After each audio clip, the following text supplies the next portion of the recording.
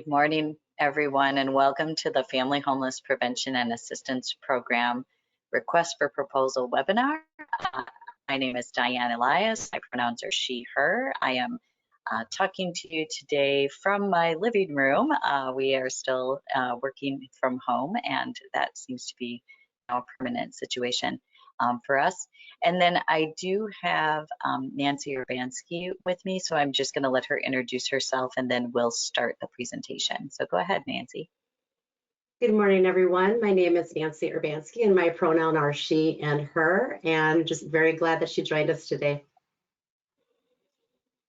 All right, so welcome everyone. We have a significant number of participants, and so we probably won't do introductions today or even do introductions in the chat.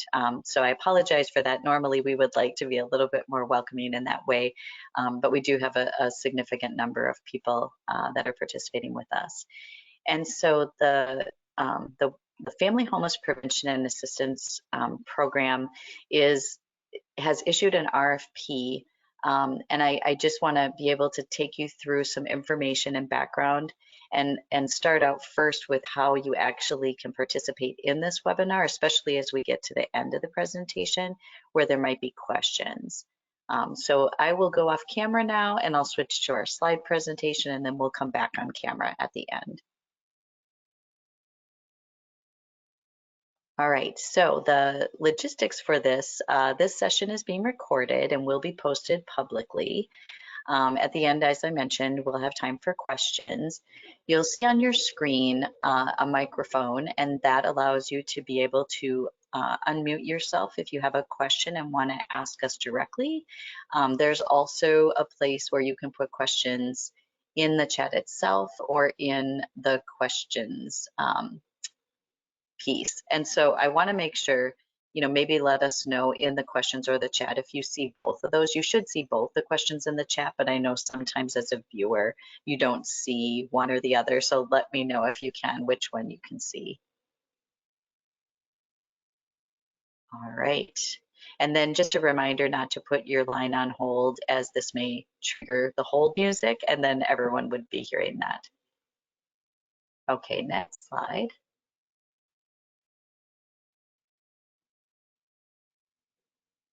So again, you'll see that you can put your question in. It will show up for us on our end, and then you can also adjust your mic and your speakers in the toolbar. And you can also close that toolbar or minimize it so that you can see the full screen. So just making sure that everyone's aware of that. All right, next slide.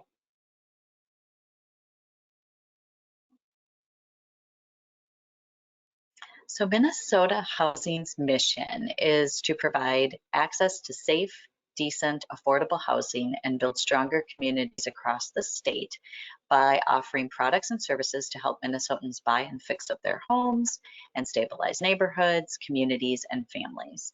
Minnesota Housing also supports the development and preservation of affordable rental housing through both the financing and long-term asset management of projects and developments. The agency has also pioneered a successful model for supportive housing that helps stabilize the lives of some of the state's most vulnerable citizens.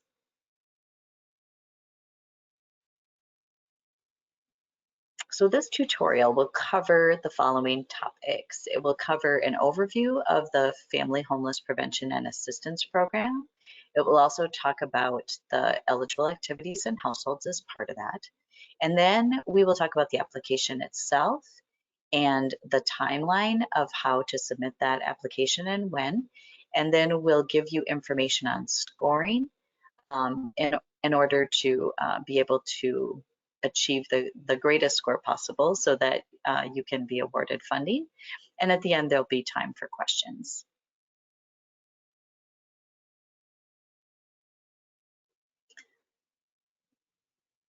So the topics we'll look at in the overview will be about the FHPAP program and what it actually is. And we'll have a little bit on the advisory committee, which is a required element that you'll find in the statute itself for the FHPAP program. And then we'll talk about who's eligible to apply for the funding and also who's eligible to receive the program itself. So that would be the households, and then give you some information on what types of services and direct assistance that you can use with this program. And our website is listed here as well. We will be posting again this webinar on the website, and you'll be able to see the grant materials and all other information there as well. And I want to say one thing about the website before we move to the next slide. I just want to make sure that everyone is aware Minnesota Housing plans to launch a new version of its website, and that may happen in March. And so because it could happen in the middle of this request for proposal timeframe, I just want people to be aware of that. If you're used to logging in and looking at the site, because we're going to be posting this, PowerPoint, we're going to be posting frequently asked questions on that website, and the materials are there. I don't want you to be confused if suddenly you go to the link and it looks different. You should still be able to use the links. They should all still work. Please reach out to us if for some reason you find they don't, but we don't know the official launch date yet. So I just want people to be aware that if suddenly they click that link and it looks completely different to something that you looked at the day before, that's the reason why.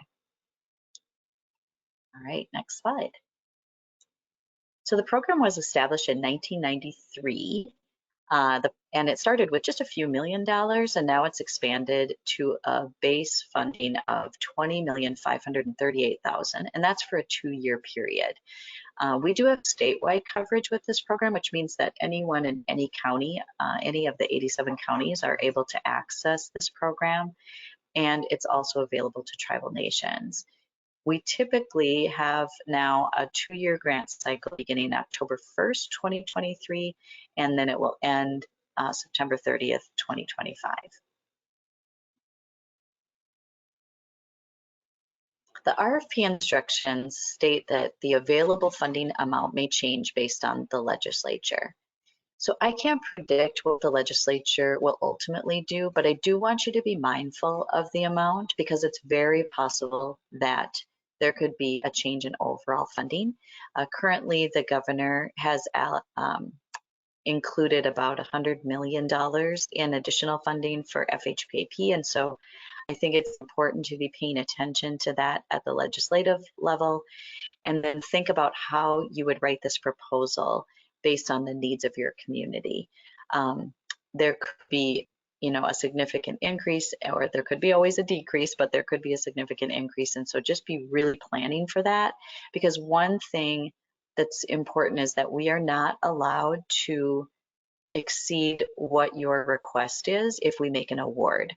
So for example, if current funding is 20 million and we do receive additional funding through the legislature, whatever you've made the request for, we're not allowed to exceed that amount.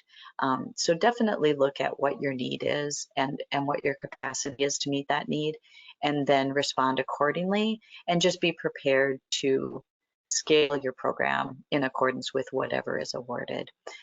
If there is funding awarded by the legislature, we also don't know if we will utilize this current RFP, the request for proposal, for part of that, or if we will do another one. So I can't make promises that we'll, if we do receive the increase, that we'll be using this particular request for proposal, but I just want people to be prepared for that if we do. So the funding is currently divided between the metro area and greater Minnesota.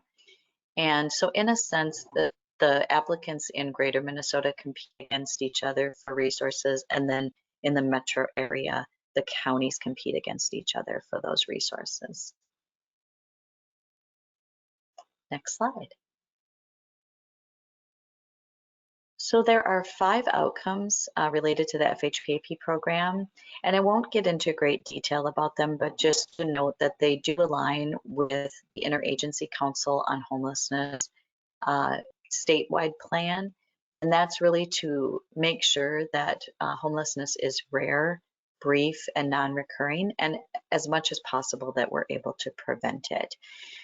The biggest thing I think that we've been focused on for the past few years related to looking at our data and the results of our programs is just making sure that our results are equitable to populations that might have been underserved in the past, or are currently still being underserved.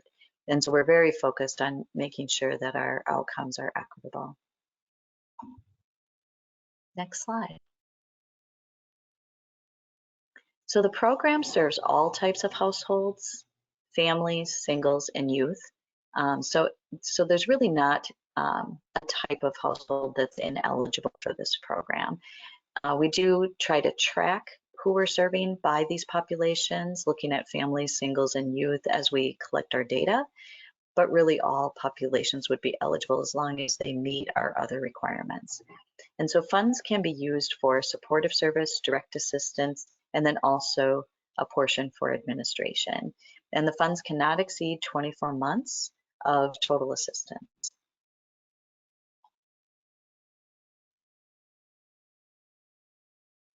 So the advisory committee is responsible for designing or refocusing the grantee's emergency response system and then developing a way to measure how that system is working and sort of assess that effectiveness piece. And so the advisory committee, in some ways, I see as really your partners in the community that are helping you with this work.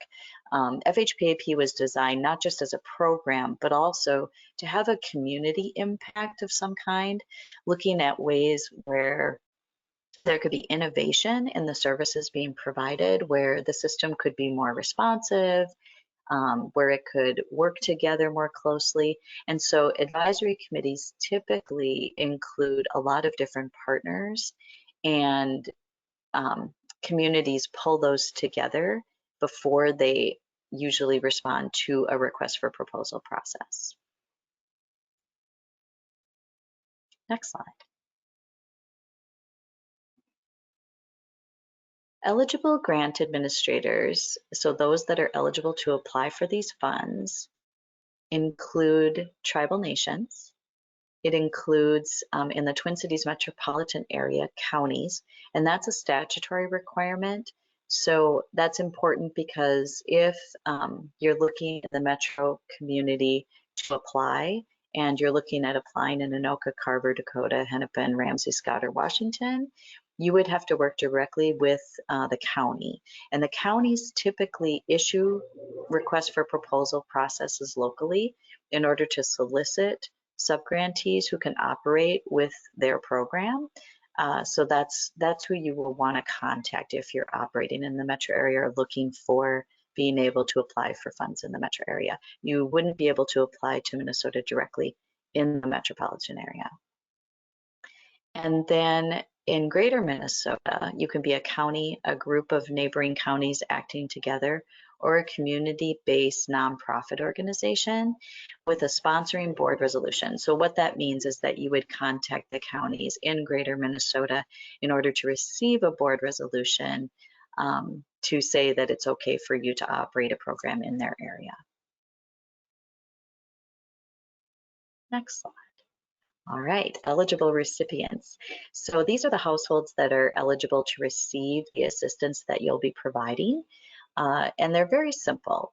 The household income must be below 200% of the federal poverty guidelines and has to be a Minnesota resident or otherwise approved by our staff, and then experiencing a housing crisis. And if they're experiencing that crisis, we do ask that you're able to demonstrate that they're in need of assistance, meaning that they don't have the means themselves to resolve their housing issue.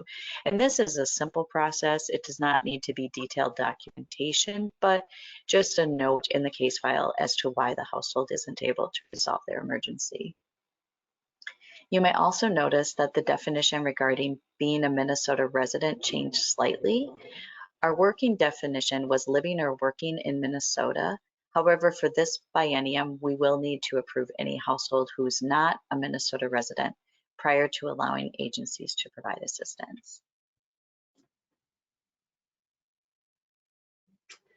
The eligible expense.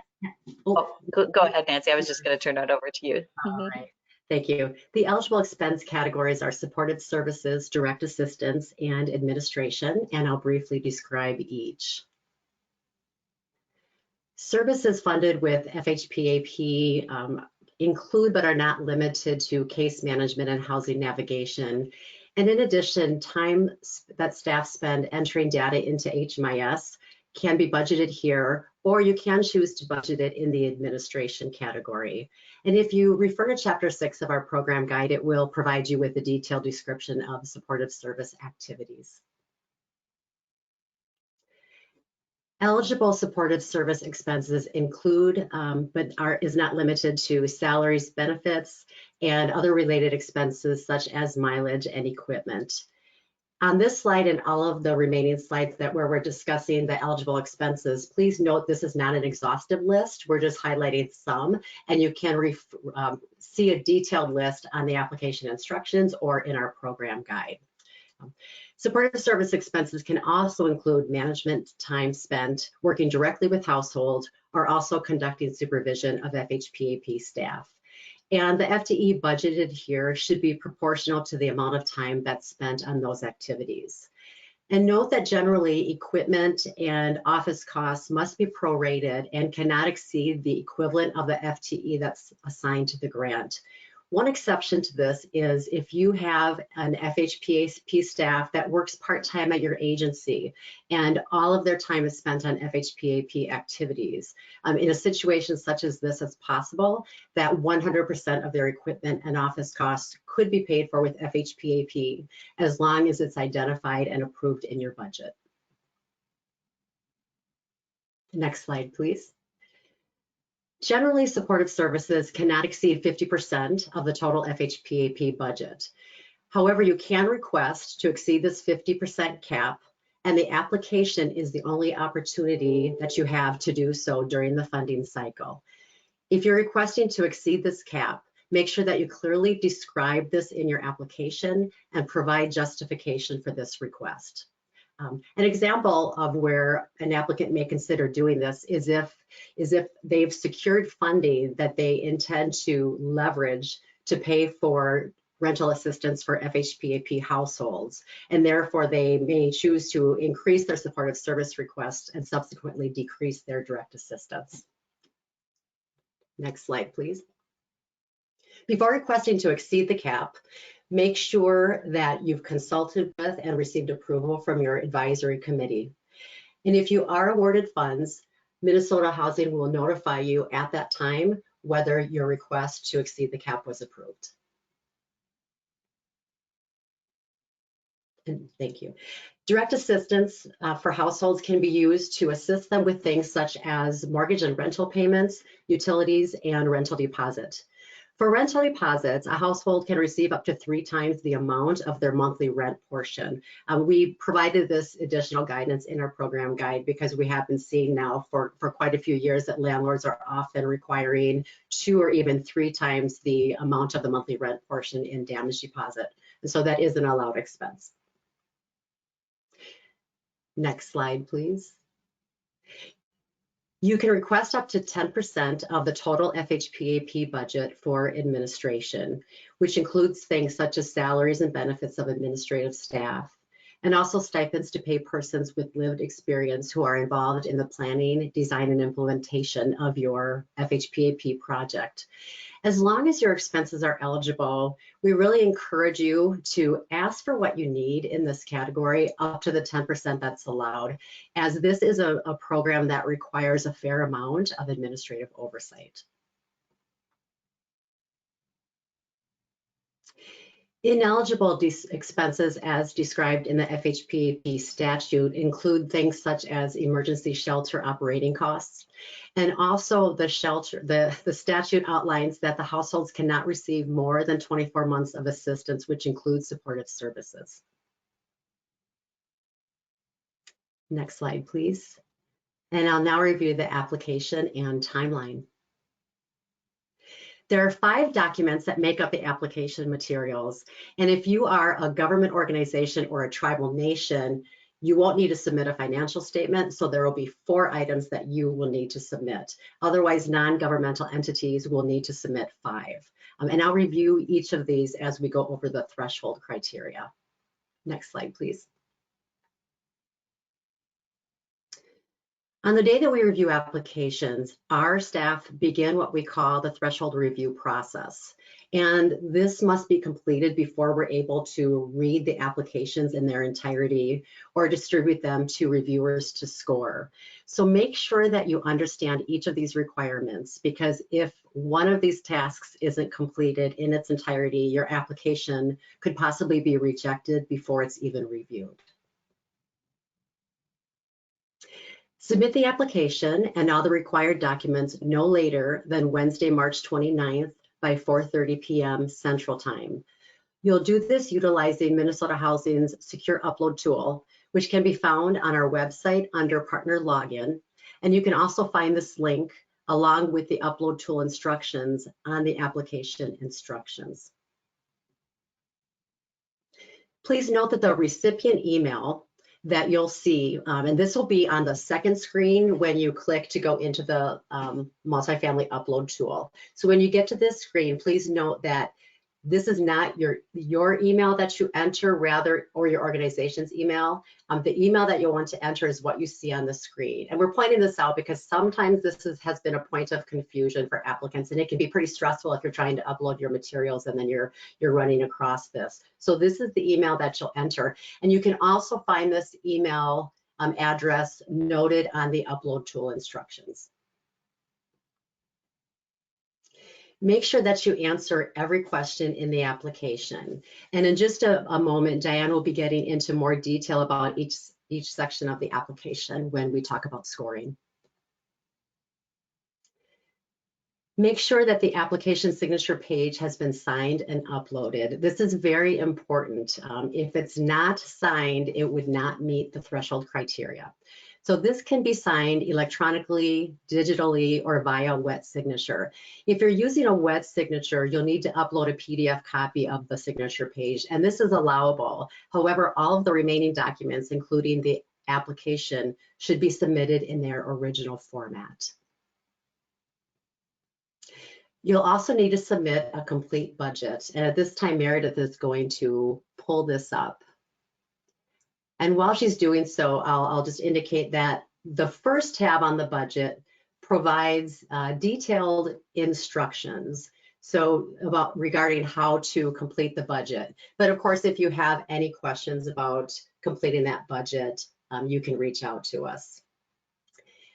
And the second tab, we're asking for contact information, two persons of contact for the grantee, that's the applicant that's applying, and then one contact for each proposed sub-grantee. Nancy, I just want to make sure that people can see the Excel document. I don't think that we can. Are you having some issues, Meredith? Oh, I have it pulled up. You're not able to see it? We're not seeing it. I think we can make it through if you're having an issue and can't get it up. I'll give you a second here. So while Meredith is attempting to pull that up, and I think we'll be okay if she's not able to, but one thing that I want to point out on the budget, if you've applied for FHPAP funds in the past, you likely have noted that the budget for this RFP is a simplified version. So for example, in the administration category, there are only two line items. One is for travel, and the remaining item under administration is the item where you can put in all of your remaining expenses. So you can group them together and put them in that one line item.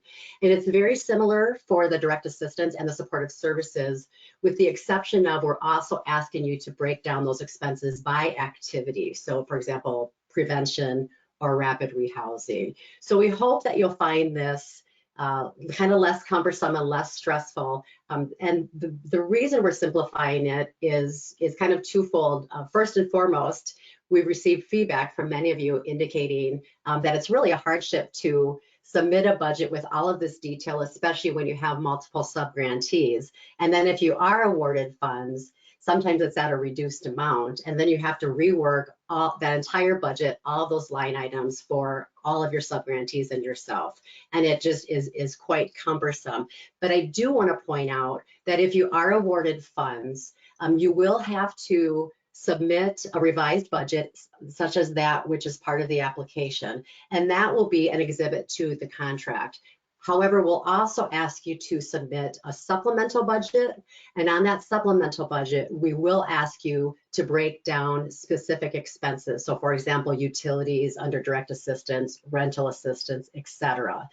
So just you'll want to have an awareness of what you're anticipating your projected budget to be by specific line items. And we won't get into a lot of detail, but the reason we're allowing this will have the supplemental budget is it won't be a part of the grant contract, and it will still allow you some flexibility to make some budget adjustments between line items. So sorry we couldn't get that pulled up, but please reach out to us if you have any questions at all about the budget. Most of you will be applying for $100,000 or more, so this applies to you. You'll need to submit the affirmative action form and determine if you are subject to the Minnesota Human Rights Act. So completing this form is important. And you'll also need to submit this form even if your agency is exempt. You may also need to submit a certificate of compliance form. And if on the administrative or on the affirmative action form, there will be a box that you'll check, and depending on which one applies to your agency, and it will kind of walk you through whether you need to also submit that certificate of compliance form or not. And again, sometimes that can trip people up, so don't hesitate to reach out to us if you have questions. The financial statement is required for all non-governmental entities applying for $25,000 or more. And the type of form that you submit will be determined by your agency's gross annual revenue. And I want to stress that it's not the amount you're applying for, but your agency's gross annual revenue. So for example, if your agency's annual budget is $700,000, you would submit the IRS Form 990 and the aging schedule. And again, if you're a tribal nation or a governmental agency, you do not need to submit a financial statement.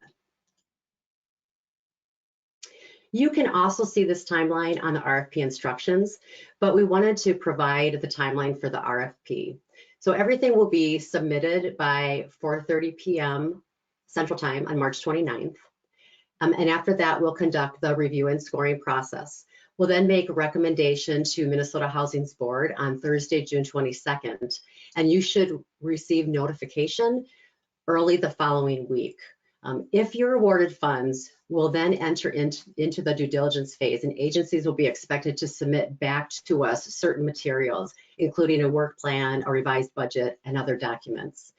A mandatory due diligence training will be held for all awarded applicants, which will provide an overview of the due diligence process. If all the due diligence items are approved and agreements fully executed, the contract effective date will begin on October 1st. If the due diligence items are late, we'll execute the grant contract agreement at that time. And just wanted to note that activities cannot begin until the date that the contract is executed. So they will not be able to be retroactive. And with that, I will pass it off to Diane, who's going to provide an overview of the scoring.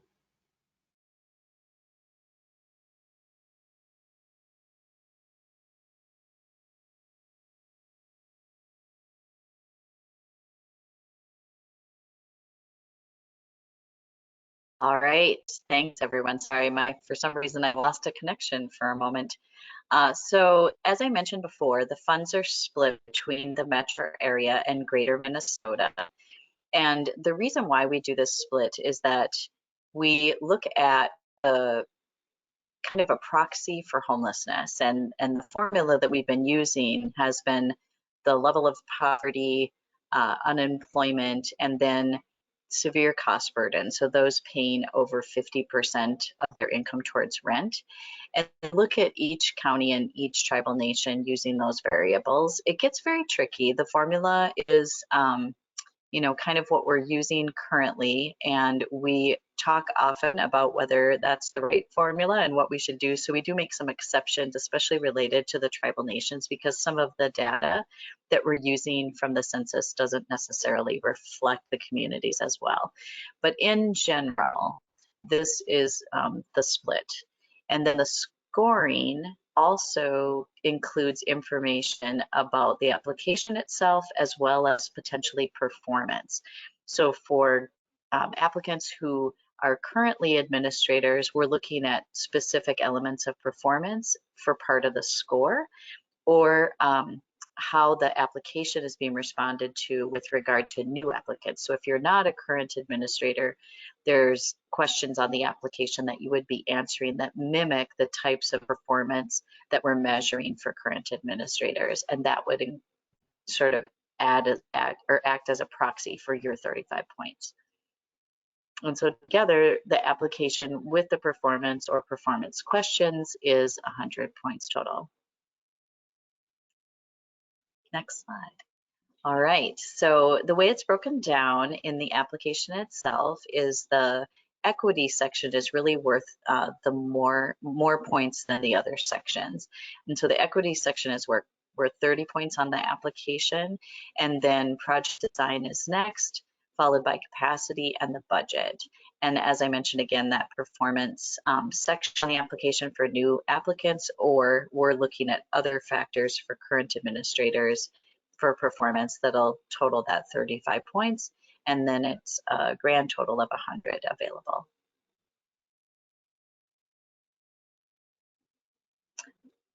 So I'll break down the application itself with regard to points, and I'll give you some tips here related to how your application can score well. One thing that we want to see from applications is that the applicant has conducted a thorough needs assessment in their community. And so here we typically see data being described that has to do with households who are facing housing instability. It can include things like Wilder homeless data out of Wilder Foundation. It can include data from the Homeless Management Information System. If you're currently participating in that system, there's a dashboard that's publicly available where you can see different data elements related to the community. So I think that could be helpful. And then many of our applicants also conduct focus groups or surveys, really trying to reach out to constituents and impacted populations for their input and their ideas about how the program can best work for them. And then your project description should reflect what you've identified. So having a direct tie in your project description with what's actually being seen for those needs is really important, because then we can see that you're looking to address either some or all or a few of those needs and how you plan on doing that. We also want to see that the role of the client and the role of the provider are defined. So for example, if your household will be responsible for conducting their own housing search, or they will be responsible for filling out certain types of paperwork prior to being able to receive assistance, we really want to know what that looks like. And so the more that you can tell us about that client perspective, the better off the score is for that application.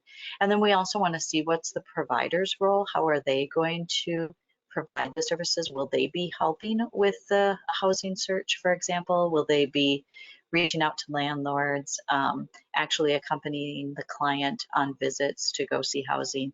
We just really want to see that type of detail so that when our reviewers are looking at the applications, they can understand kind of how this works on the ground and what you're doing.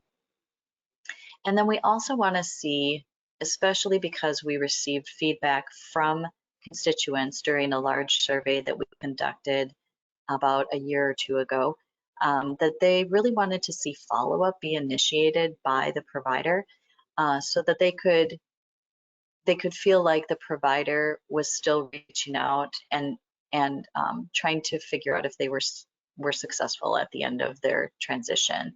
And so I think that just became really important for constituents that there was some kind of follow through by the agency.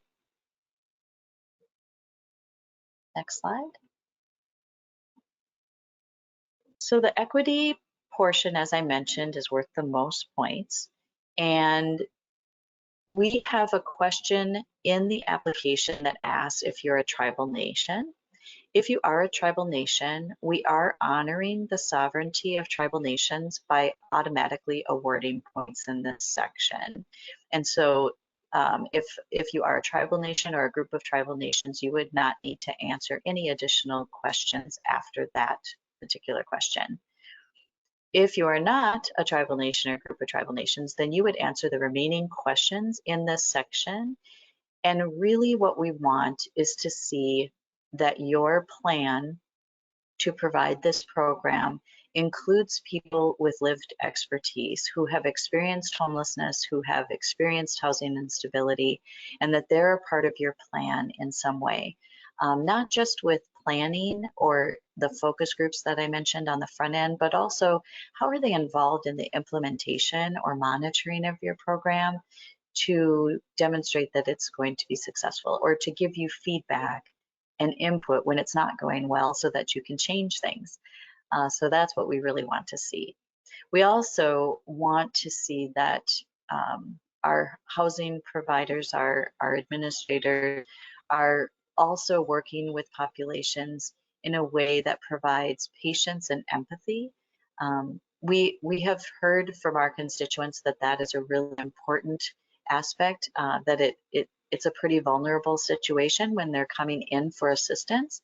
And so being able to experience those services with great patience and with kindness, I think is really important.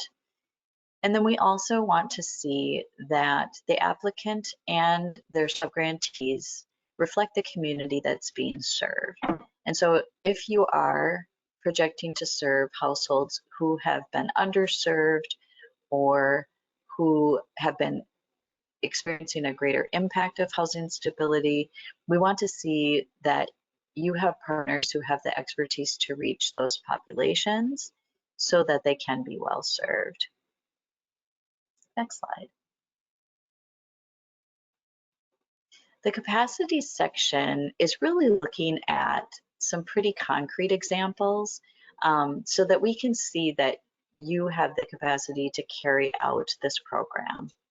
And we want to see also that you have a language plan that can translate for households that speak multiple different languages. We want to see that you can assist households who may need their services provided through deaf and hard of hearing options, or who may have a need for additional assistance with literacy. We really want to see that you have a plan in place to be able to serve households with those additional needs.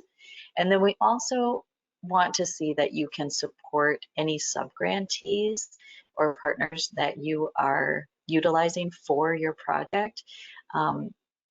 It's important that when you're bringing on subgrantees that you're able to provide that extra assistance, because this is a new program for them, especially if you haven't worked with them before, and being able to sort of figure out how you will help them ramp up their program, how you will help them participate with the FHPAP reporting and other requirements will be really important to demonstrate in the application. Next slide. The budget is worth 5 points. And here, the best thing to do is to think about how some of our reviewers might actually be representing a housing provider or an organization that's not a state staff, and they're maybe hearing about your program for the first time. And they also might not fully understand how much it costs or what the costs actually mean. And so I think it's really helpful when you're able to say, you know, we have 3 staff that are making a certain amount per hour, and we plan to have them full time. and their benefits cost a certain amount so that people can see that your budget is within a reasonable thinking process.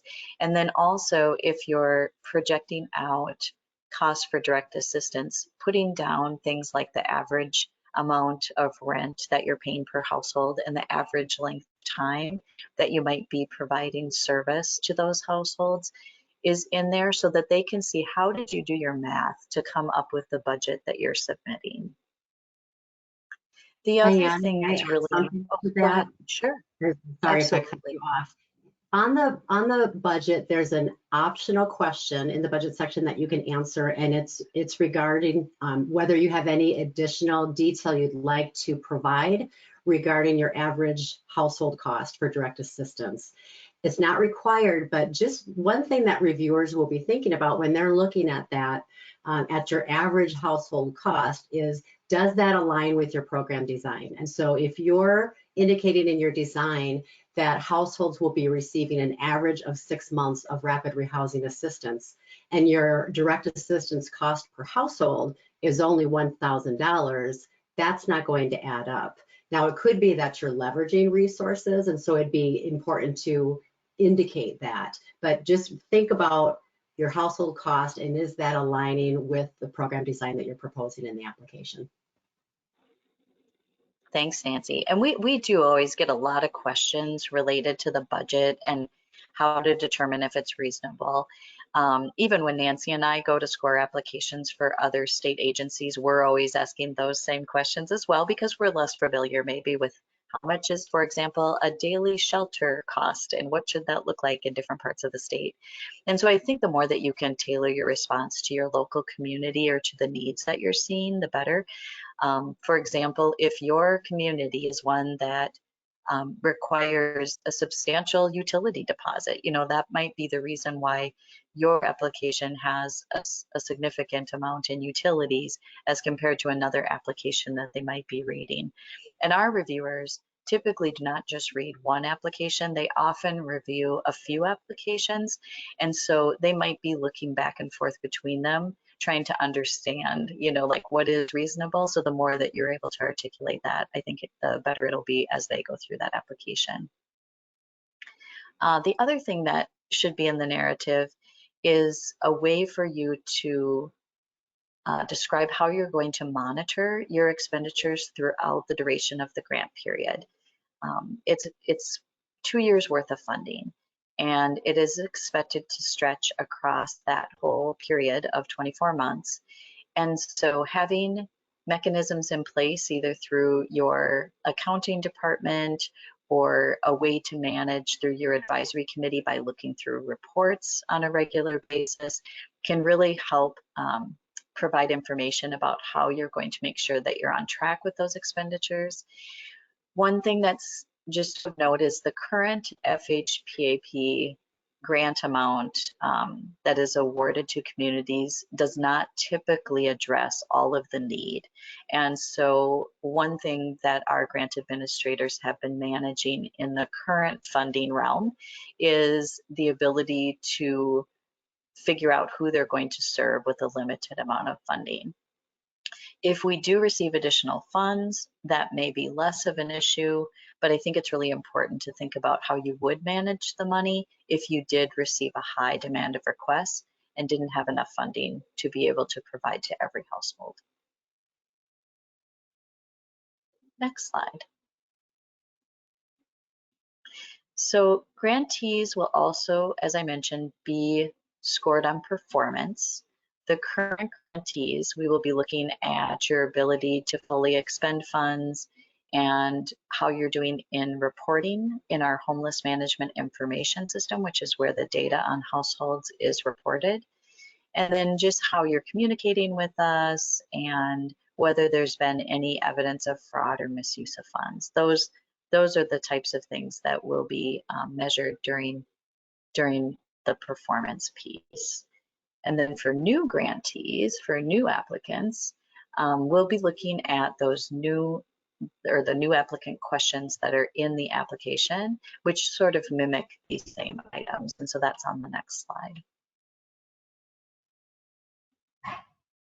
And in this circumstance, you're describing your experience with other grant programs that you've managed or utilized in the past, whether it's state, federal, county, or some other type of program or project that you have done. That's how we'll be evaluating the new applicants as well. So the application submission is very important. It has to be received by 4:30 Central Time on Wednesday, March 29th. Here's what I recommend. Think about submitting sooner than that time. We have seen where applicants are going into the system and thinking that they'll be able to submit in a short period of time, which usually you can, but they might run into an issue or a glitch with the system that they weren't prepared for, and then it gets really, really stressful as they're trying to submit documents. So submitting early is not an issue. You don't need to submit on March 29th. You can submit before.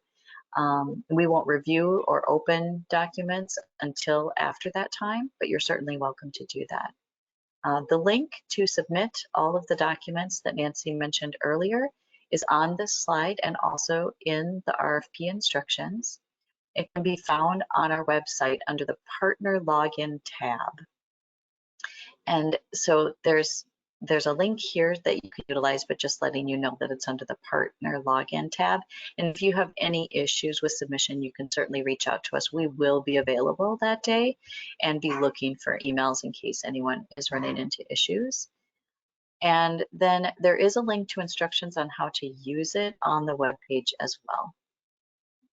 So please try it out before you submit. There's nothing wrong with going in and testing it to see if you can understand how you would be submitting documents. And you can even contact us if you want to send just an example document far ahead of the deadline to try it out and make sure that it works for you so that you understand how it gets submitted. And then we can be ready to receive that and give you feedback on whether we've received that document. Next slide. Okay, so now it's time to move into questions and answers. As I mentioned, you can ask questions using the questions box, or you can raise your hand on the toolbar, I believe, or unmute, and we'll answer the questions in the order that they come in. We'll try to answer as many as we can, but if we do have some questions that we're not sure of the answer or we need to get back to you, we'll add them to the FAQ, and the frequently asked questions FAQ document will then be posted on our website. All right, I am monitoring the chats and hands that are raised. We have several hands raised and a few questions in the chat. So we'll start with a few people that have their hands raised, and then we'll shift for a little bit to the chats. So we'll start with Angela Larson. You're self-muted, Angela, so you can unmute and ask your question.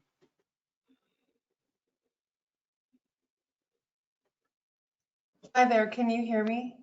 We can. Okay, great.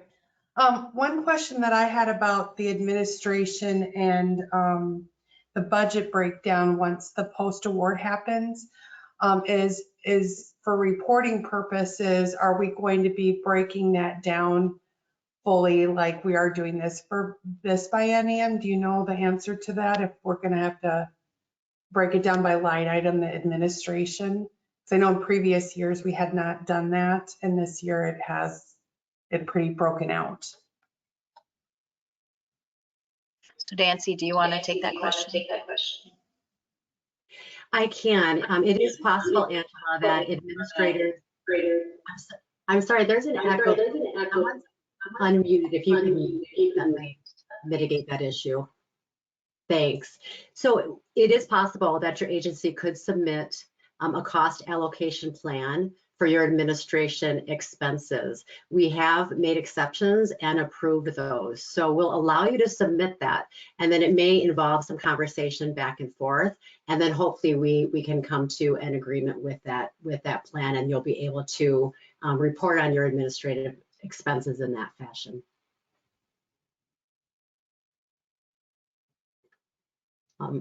Beth Bailey, you have your hand raised and you're self-muted, so you can unmute.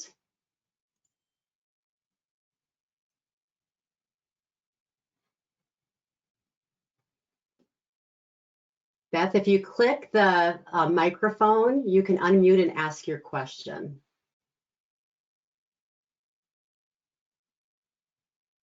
Okay, Beth, we'll come back to you if you still have a question.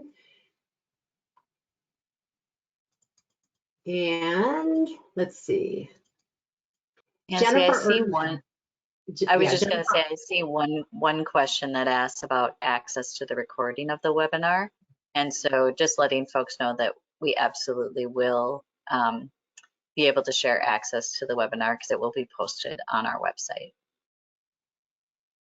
All right, and Beth, I think I put you on the spot unnecessarily because your question is in the chat, so I apologize for that.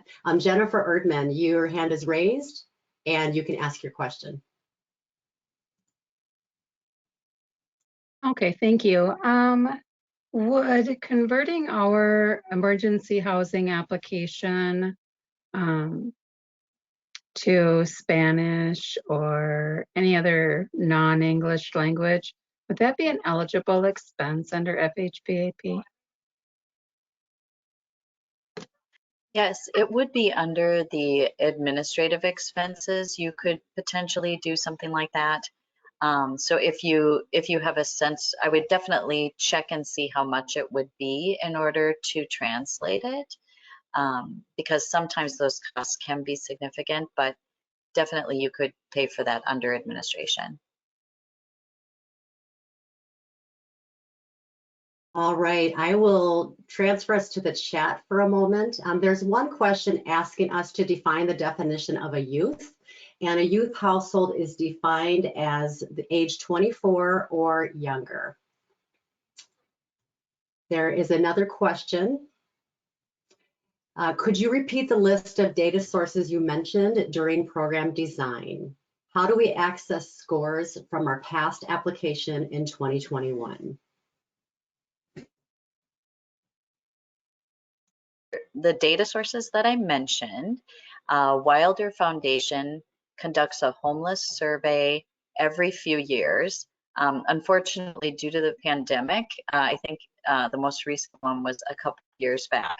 However, you can go to the Wilder website or do a search, just say Wilder Homeless Survey, and it will pop up. So you'll be able to utilize that information in that way.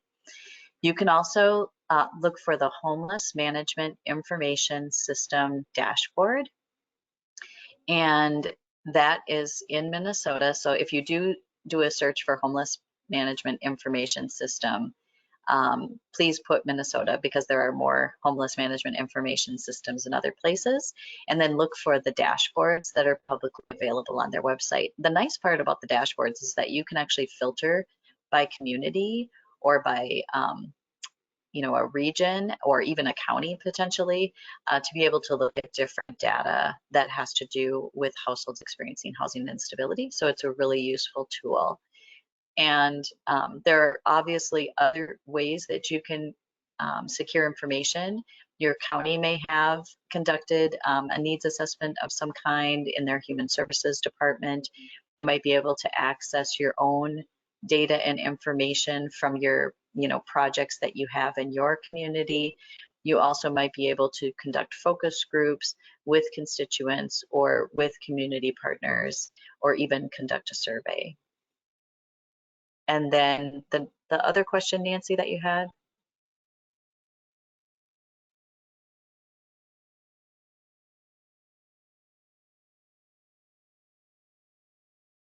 Sorry, I was muted. How do we access scores from our past application in 2021?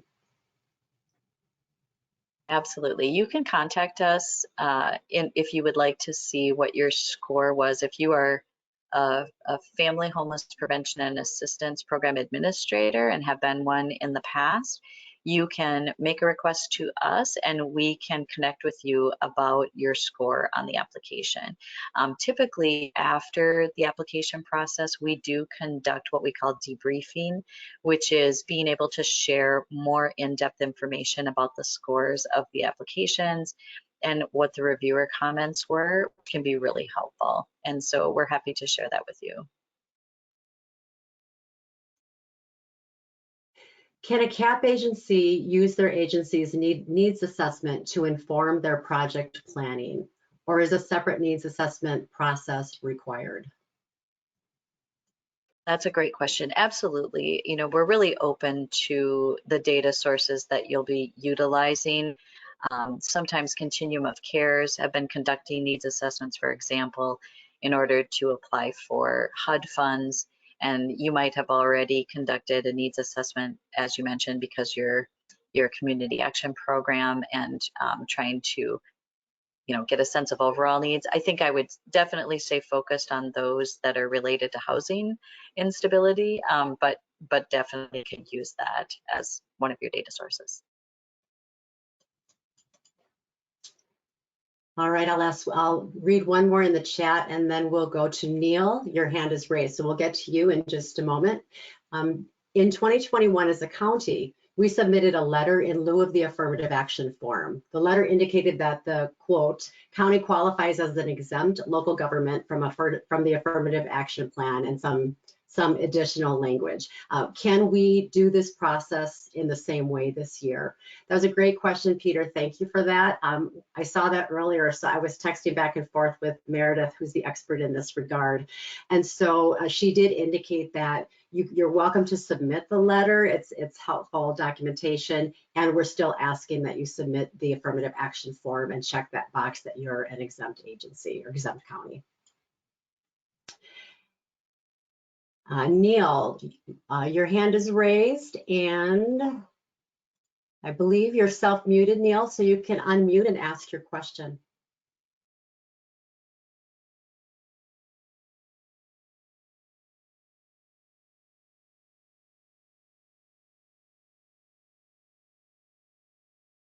Okay, I did see a question from, I think it was from you, Neil, in the chat, so I'm just going to search for that. And then if you are unable to unmute and you want to ask your question, please feel free to do so. So Neil is asking, how do singles apply for this program? And I can go ahead and answer that. Oh, go ahead. Sure, go ahead. No, go ahead, Nancy. That's a really good question, Neil. And I know sometimes when we post this opportunity for funding, it can be confusing if people are on our email distribution list. And so I'm assuming you may have gotten our email notification of these funds available. So this particular funding is actually available for agencies and counties to apply to receive FHPAP funds. And then in the future, if these entities are awarded, they will then be able to make these funds available to households that are in need. And those funds would be available beginning October 1st of 2023. Nancy, I would say if there are households that are on this webinar that are looking to find help or assistance related to a housing crisis, you're certainly welcome to contact us. And Meredith, maybe you can put up the thank you slide really briefly just to show our emails. And then you can contact us and we can get you in touch with a current administrator of this program. So we'll be able to connect with you and share information on who you could contact for that type of assistance.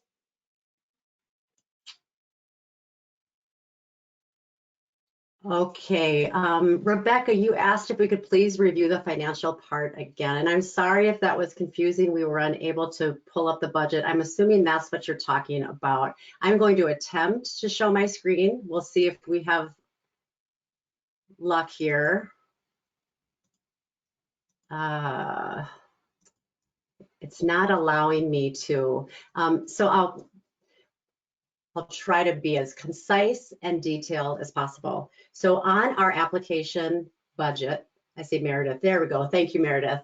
On our application budget, if you've applied for funds in the past, you'll likely notice that this is it's a condensed budget compared to what we've asked you to submit in the past. So I'll use the example of administration. You'll see there's 2 line items. So you need to break out your travel expenses, and then all of the remaining administrative expenses can go into the all other administrative expenses. So we hope that this makes your life a little bit easier when you're putting together your proposed budget. If you are awarded funds, this budget that you see will be actually part of the contract exhibit. we will be asking you to submit a more detailed supplemental budget, which won't be an exhibit to the contract, but it will ask you to provide more detail. For example, break out utility expenses separately, rental assistance separately. And that will be just a tool for us as we work with you as grantees to see, you know, first of all, verify that the expenses you're budgeting are eligible, and then just kind of have an awareness of how you're anticipating your expenses to work. You will, if you're awarded, you will have a new amount of flexibility this biennium to make some budget adjustments without always having to receive approval from Minnesota Housing. And at the due diligence process, in the webinar, we can talk more about that. I hope that answered your question. And as you can see now that we have this open, there's the total FHPAP budget, and the only thing you need to enter on the screen is the grantee name. All of the budget information that you'll be entering on the grantee and the sub-grantee budgets will auto-populate into this budget. So you'll need a separate budget for each agency that's applying, so the grantee and then any sub-grantees that you have.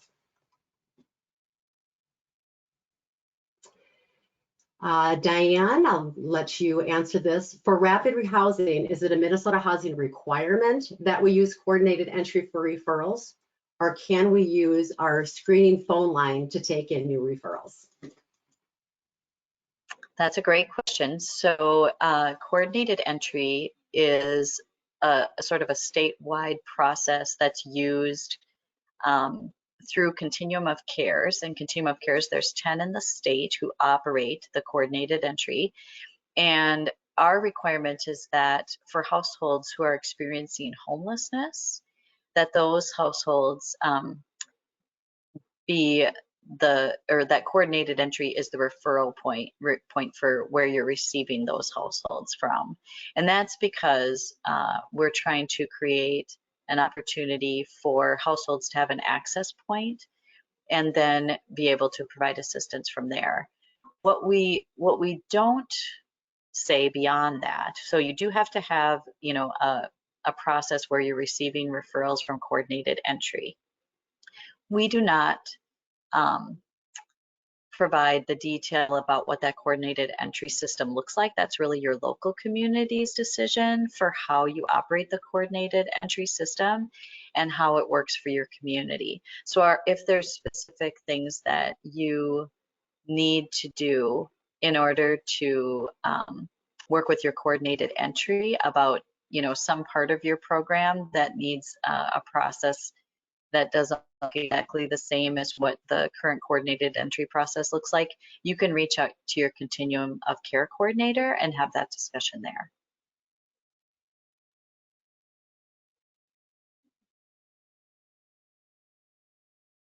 As a grantee, can we set the maximum funding request for households with our sub-grantees, or is there a maximum from Minnesota Housing? So there is not a maximum. I mean, I'm assuming you're talking about, for example, a cap on the amount of assistance that is provided to each household. And we do not recommend setting a cap for assistance as far as our own program guidance. We have seen that communities have set caps before because of limited assistance, but our philosophy for the program is that you're able to fully resolve a housing emergency for a household. So that's what we really want to see, is that however you are able to put the assistance together, whether it's leveraging other funds or providing a larger amount for that household, we really just want to see that situation is resolved at the end of the transaction, if that makes sense. And so what that often means is that communities are not able to serve as many households as they would like to, even when you have multiple households who may be eligible. There's a hand raised, and I'm so sorry in advance if I don't pronounce your name correctly. Colnice, I see that your hand is raised and you're unmuted, so you can ask your question. Okay, and you may have answered it earlier. I had to step away for a second, but I want to make sure I'm understanding. If we're planning to serve within Hennepin County, did you mean that we apply to Hennepin County, or are we able to apply to Minnesota Housing with their permission? I'm not clear on that. Yeah, that's a great question. So currently, the only, and this is because of the statute, so because of the law that was created that created this program, in the metropolitan area, only the counties can be applicants to our agency. And so you would have to connect with Hennepin County if you're interested in becoming a provider for them. And some of the counties have issued their local request for proposal process already, and some may not have. The unfortunate part is I'm not sure who has already issued and who hasn't. We certainly have the counties available to be able to answer that question. And they would be on the line. So maybe in the chat, if you are a metropolitan county, you can let us know if you have an open RFP. If we submit a test upload, will we receive an email back?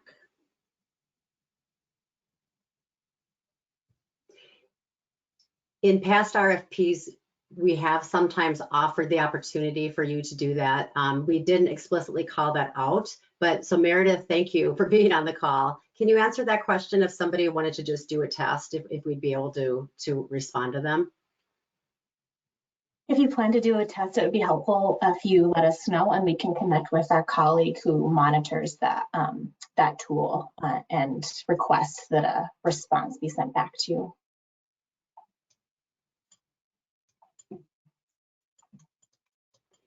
All right, pardon me for being a little slow here. Our FHPAP RFP from Ramsey County says the solicitation response is due March 7th. Does this replace the March 29th deadline because we're applying to the county? My nonprofit is in St. Paul. That's a great question, Kathy, and it does. So the deadline of March 29th in the metro, as Diane had said, only counties can apply. So if you're applying to a county, you would follow their solicitation timeline. So your application would be due to them. And then Ramsey County, if they are applying, will then submit an application to us, which may include sub-grantees that are included in that request. Regarding eligibility for program, if a community member recently moved to Minnesota and is still awaiting for their Minnesota license, can they still be eligible for the program? And the answer to that is yes. You do not have to have a Minnesota license. We don't require that. You would just need to demonstrate that you're living in Minnesota.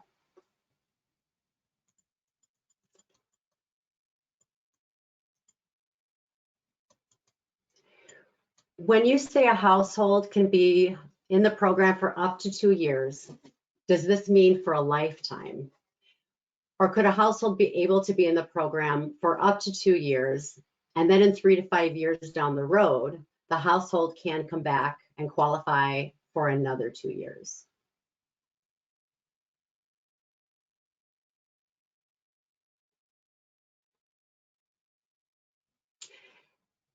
And the answer to that is we're actually waiting for that to be determined from our policy staff.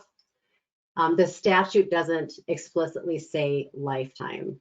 So we have had opportunities where households have been able to return a couple years in your example after they've received FHPAP assistance. So if the guidance changes to it being once in a lifetime, we will make that broadly known. And as of now, we don't have that language in writing.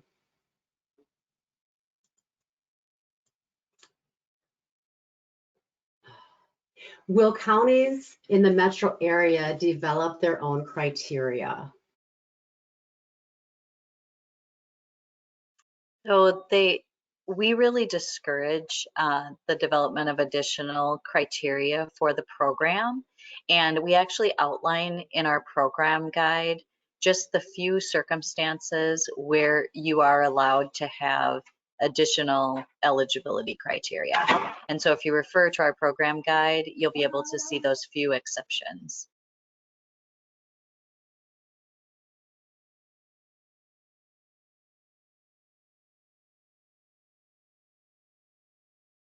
I'm getting to the end of the questions. I'm just double checking I didn't miss anybody. I feel like you had a question, Randy.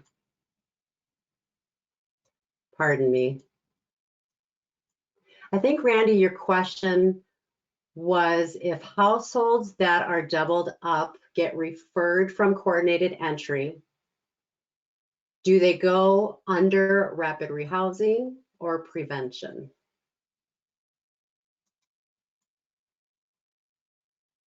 And the answer to that is you can do either. We just want to see that you're doing so consistently. And so if you're planning on, on putting them in under, prevention, I would say most commonly we see prevention, but it can go under rapid rehousing. So just ask that you be consistent in that. And so when you're budgeting in a certain category, make sure then if you're funded that you're reporting those households in that same category.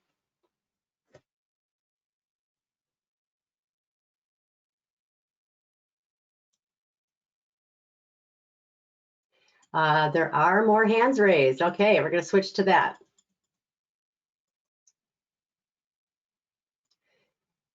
Heather, you are self-muted, so you can unmute and ask your question. Hi, thank you. Just to clarify on Angela's question that was asked for the per line item, when we're reporting for the budget, do we report per category, or if there's only going to be the travel and the separate line item? Can you clarify how would we report that?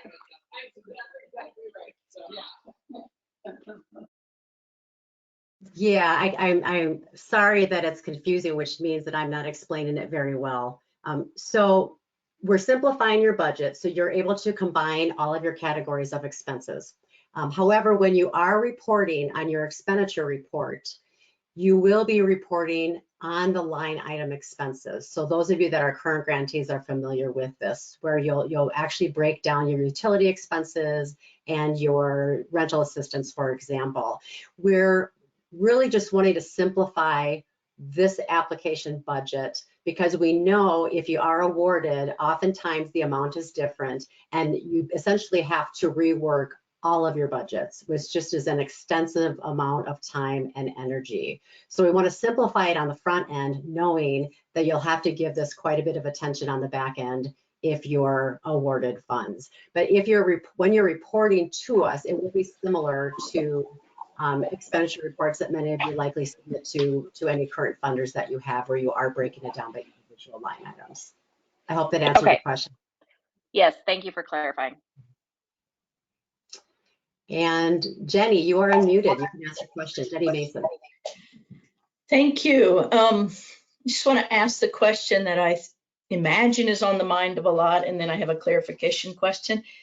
Any chance you'd postpone the due date by 2 weeks and give respondents 2 more weeks? This came out really quickly and before many of us had issued our RFPs. And then the clarification, I'll just go ahead and ask that. Now, you mentioned as well the complication, the lovely problem to have of the governor's budget, including $100 million for this. And I understood you to say there's no decision yet whether Minnesota Housing would release a second RFP or if we should just anticipate that that could get approved. And so we should think about having a grant submission in the amount that may be approved, and it would all come under this single RFP. Thanks. Thanks, Jenny. The deadline of March 29th is a firm deadline. We realize that the RFP came out much earlier than it has in the past. That was based largely on feedback that we received when we submitted a survey out to our partners and stakeholders, asking that ideally they would have more time to complete the application. They also asked for additional time to complete the due diligence process. And so we added time on the front end and on the back end, which resulted in this RFP being issued earlier. And then for submitting your budget, we can't say for sure what we're going to do because we really don't know. But I can say, understanding that the governor is right now is recommending 120.5 million. We don't know what the legislature will ultimately approve. So if that does get approved, it's very likely that we could be adding some of those funds to this RFP. Maybe all, very possibly not all. So when you're completing your application, I guess one strategy you can implement or think about is, imagine that you get these funds. What would that program look like? And then also curtail your program to also think about a smaller program if those funds don't come to fruition. And so you can kind of think about it in two ways. An example might be you submit a proposal with, let's say, 3 sub-grantees, and then if you're awarded additional funds, you have a partner in place that you've described in your application that you would bring along if that award was higher than what you anticipated. Samuel, you have your hand raised. I think we lost Diane. She's having some internet issues. So I'm here. Okay. Samuel, you have your hand raised. I think you're unmuted, Samuel. You can ask your question. Well, thank you again. My name is Samuel. I have one question for you. Actually, if you don't mind, I've got 2 questions about frequency. Number 1 is about reporting. Is the reporting will be a monthly or quarterly reporting? And are we going to be using your system to put all the data and so that we can be able to come up with the report? And secondly, it's about the performance score. Basically, I want to understand, what are you looking for the performance score? Do you want me to demonstrate how we are going to how we are going to utilize the funds, or are you going to look at our first performance in a prior grant that we had on a different level to score our performance? That's a great question. So for the performance question, we are looking for a demonstration of past performance. So other projects that you might have worked on, things that you've operated in the past. It could be something that you're operating currently, but often like a closed out project is a really great example of where you might have been able to demonstrate performance. So I would definitely try to focus on something that you've already completed. If you don't have a project that you've already completed, you could talk about something that you're doing currently and how you've been able to perform that project as of this date. And then for the reporting, we typically require reporting of expenditures on a quarterly basis. And we do that throughout the biennium. So there's a total of 8 quarterly reports. And the reports are detailed related to how much in each line item of the budget has been expended. And so you're just tracking against what you've budgeted, how much funding you have expended, either for staffing or for direct assistance in the different line items. And that's because, again, as Nancy mentioned, there'll be a more detailed budget that you'll be utilizing during the project itself that'll be a little bit more detailed than what you're seeing for the budget that you're submitting. And those reports will come directly to us quarterly. We also require an annual narrative report.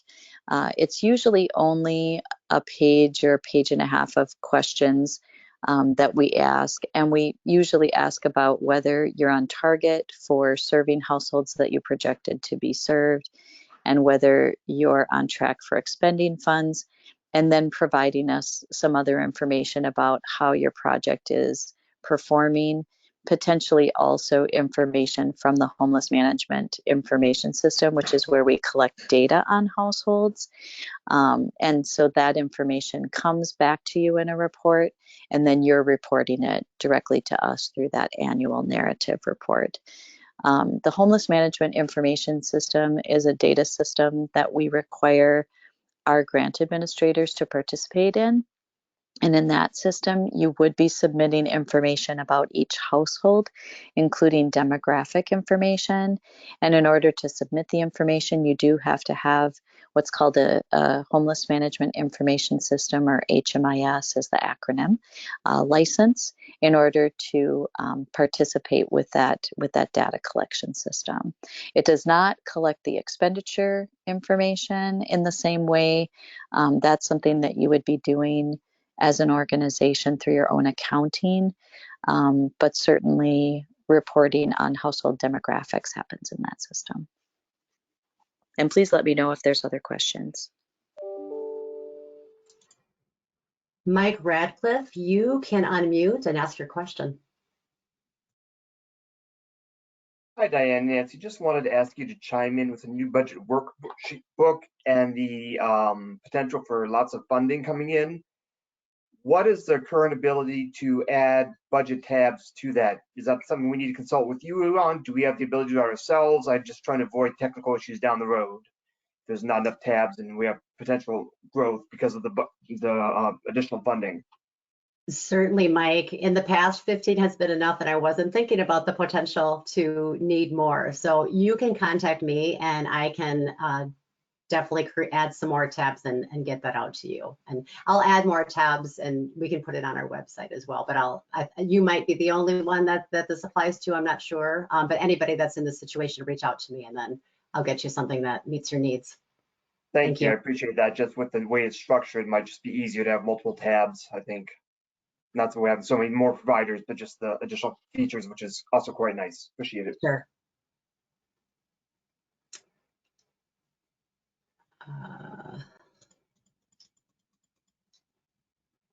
So I still see some people that have asked questions have their hands raised. So I'm not sure if you have another question. So I'm just going to go down the line, and you can either take your hand down, or if you have a question, feel free to unmute. Angela Larson. Do you have another question, Angela? Oh, okay. So Heather Molesworth. Sorry, no other questions. All right, thank you. Just checking the chat one more time. I don't see any more hands raised. There was a question about the HMIS dashboard and putting that in the chat. We will, we're running out of time, but we will put that in our FAQs. We'll put that link on that document. And I believe that is all of the questions that we have in the chat.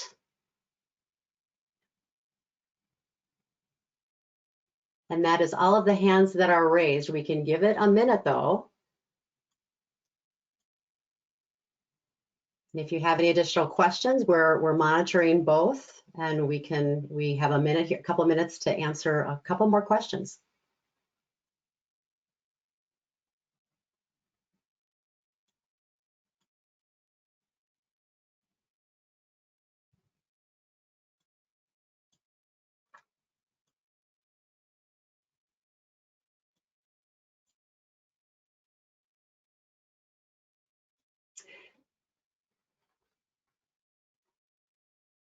All right, not seeing any more questions. Just letting you know that this webinar is being recorded, and we will have this posted on our FHPAP webpage. We also monitored and tracked all of the questions that you asked. And so we'll be creating a frequently asked questions document that will be getting posted on our webpage as well. We'll send out an email and e-news to everyone if you're on that e-news list. We will notify you when the FAQs are available on our website. It takes a few days or so to get those updated, because we do have to have our legal staff review our responses to make sure that we're providing the right guidance before we can post them. We'll also update the FAQs a couple more times during this open RFP. And then, as always, if you have any questions, you're also welcome to email Diane and me, and you can see that our email addresses are on the screen. Diane, is there anything that you wanted to add? I just really appreciate everyone's attendance today, and please continue to submit questions to us if you have them.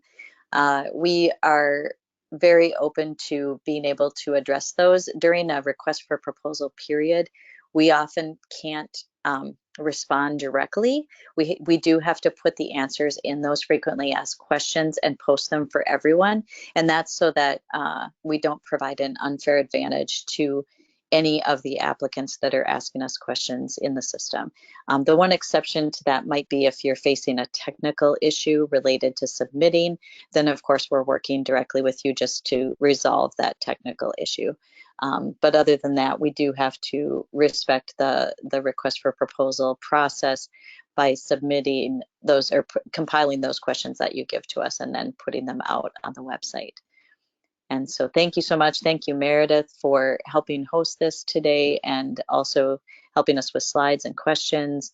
And thank you, Nancy, for all of your work in the chat and questions as well. Good luck, everybody. Yes, good luck. Have a great day.